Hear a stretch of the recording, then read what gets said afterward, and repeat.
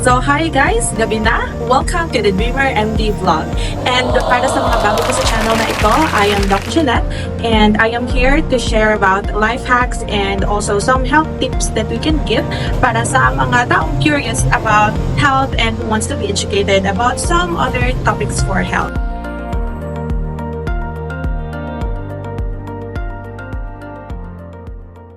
Right now po, we will be talking about the health misconceptions in the community. So, na-share ko po on my previous video ang about sa ating all-knowing na patient na binubudbod ang amoxicillin sa kanyang sugat upang ito daw ay gumaling.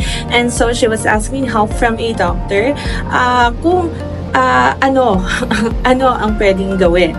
Hello ma'am, good afternoon po. Ano po ang maitutulong ko sa inyo ma'am? Hi Doc, mapo-check up ko kaya akong tiilan na ako samad. Maul-ul gyud kaayo Doc.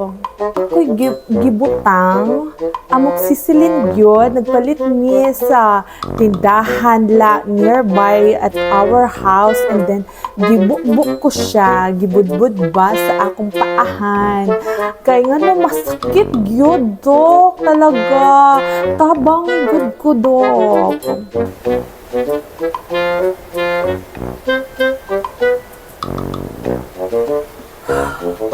So ma'am, gibukbuk ba?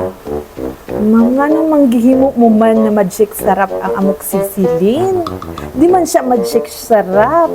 Ano man na ang imong samaran, bulalo? So, ayun nga. Una, common talaga yan. Common encounters ko din sa community, sa aking mga patients na nag-take na daw sila ng medicine pero ibinudbud niya dun sa sugat kaya napili ko siya na content for this video. So, unang-una po, pag mayroon po kaming na-encounter na sugat, like may pumupunta sa amin na patient, tapos ang main complaint niya is nagkasugat siya. Una, ina-identify muna namin kung anong klaseng sugat yon. Iba-iba kasi ang klase ng sugat and usually, pag na-encounter siya, most especially pag wala talaga ako, hindi ako maka-face-to-face na consult, pinapasend ko talaga yan sa mga nurses ko kung ano ang hitsura ng sugat.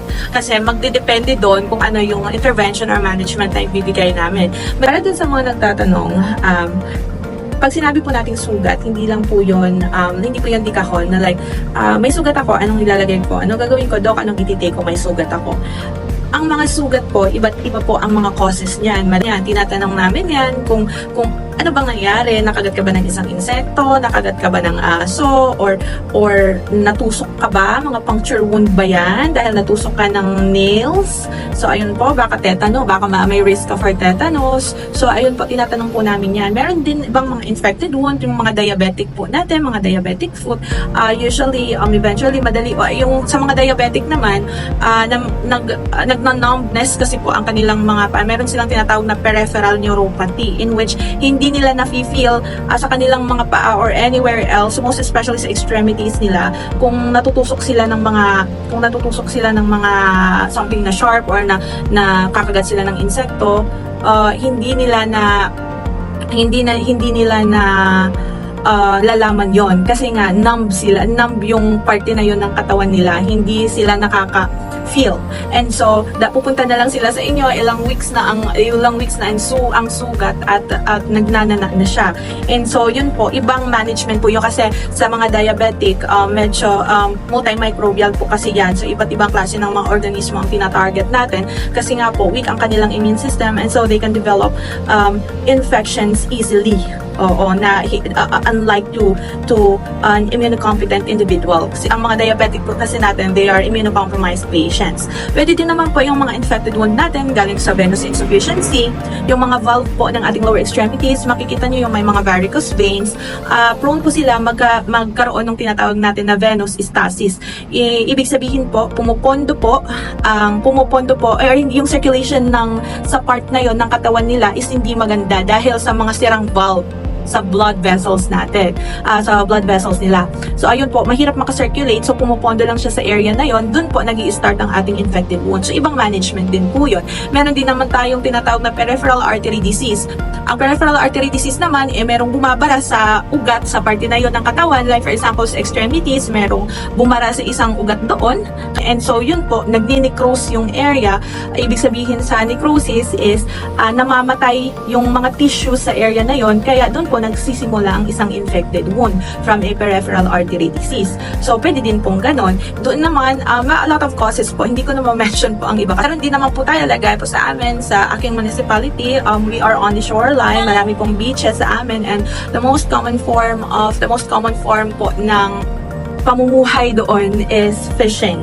And so, meron din pumupunta sa amin na tusok sila ng fish. Meron tayong tinatawag na stonefish. So, ito po isang makamandag na isda kung saan ang kanyang thorns, ang kanyang mga tusok bumabaon doon sa mga paa or sa kung saan mga katawan ng ating mga fishermen na tumatama doon, nagre-release siya ng toxin, and ayun, doon nag-i-start ang inflammation, some of them nagiging necrotic, and yung iba naman nagde-develop sila ng anaphylaxis. Pag sinabi po natin anaphylaxis, ito po ang parang generalized na reaction ng katawan na parang nag-a-allergy siya. So, yung iba nahihirapan huminga kasi nga generalized ng effect.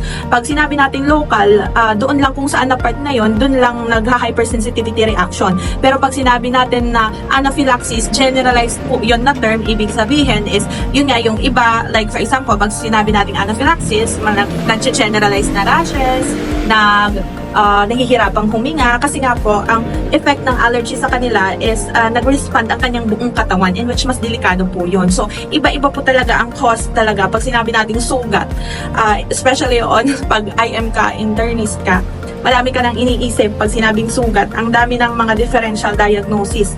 Naglalarong mga diagnosis sa utak mo. Kaya minimake sure namin yan na natatanong namin yan or tinitingnan kahit clinical examination pa lang. At tinitingnan na namin yan meticulously kung anong itatanong namin sa iyo at kung anong kailangan. So, ayan po. We really do advise to seek consult from a doctor if you really want to ask something or gusto mong magpakonsulta. Ayan po. Thank you! Regarding naman po sa paggamit ng amoxicillin, hindi po siya binubudbud.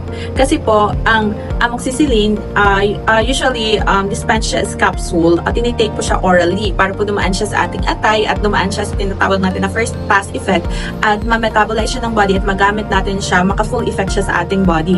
Now, if ibudbud mo po siya sa iyong sugat, hindi po siya dadaan sa prosesong iyon at that's the time po na nagde-develop tuloy tayo ng antimicrobial resistance. Ang antimicrobial resistance, ito ay kung ang microorganism ay nagde-develop sila ng resistance towards sa gamot kasi ginamit natin siya ng hindi maayos. That's the irrational use of antimicrobials, ang tawag natin. Kasi hindi tayo nagpapatingin sa doktor, nagse-self-prescription lang tayo, naghihingi-hingi lang tayo ng gamot. Oo, kaya ayun, sa the next time na gumamit na tayo ng amoxicillin, hindi na siya gagana kasi nakadevelop na yung microorganism ng resistance towards that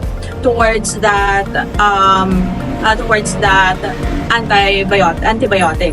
So, ayun po. Kaya, mag-responsible use po tayo ng antibiotics. So, magtatanong-tanong po kayo, magpakonsulta po kayo sa doktor bago po kayo gumamit ng mga gamot natin para po maiwasan natin ang mga komplikasyon or mga further na deterioration ng mga sakit natin kasi itinanong po natin siya ng maayos sa ating mga espesyalista. So, ayun po, sana nakatulong po ang video na ito at sana po ay abangan nyo pa po at panoorin nyo pa ang ating mga future videos. Now, if there is something that you want to know, you can comment down in the comment section below para mabasa ko din siya and hopefully I can use it as a content on my future videos. So, ayan po, maraming salamat po sa pakikinig and ciao!